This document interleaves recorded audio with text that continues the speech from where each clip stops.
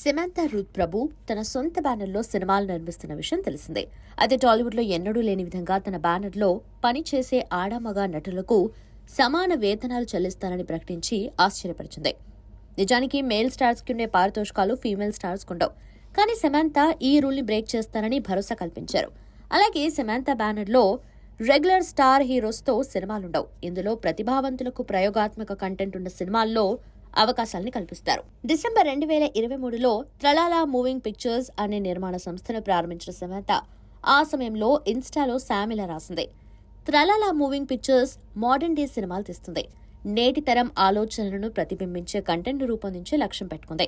మన సామాజిక నిర్మాణం, బలం, సంక్లిష్టతను మాట్లాడే కథలను ఆహ్వానించి ప్రోత్సహించే ఒక స్థలం ఇది. అర్థవంతమైన ప్రామాణికమైన కథలను చెప్పడానికి ఫిల్మ్ మేకర్స్ కి ఇది ఒక వేదిక అని సమంత వ్యాఖ్యానించారు.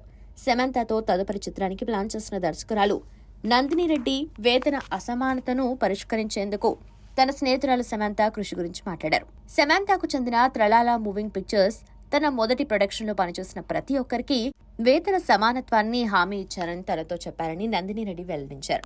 బంగారంలో ప్రధాన పాత్ర పోషించిన సమంత తన బ్యానర్ చిత్రానికి వేతన సమానత్వాన్ని హామీ ఇచ్చిన మొదటి భారతీయ స్టార్ కావచ్చు అని అన్నారు.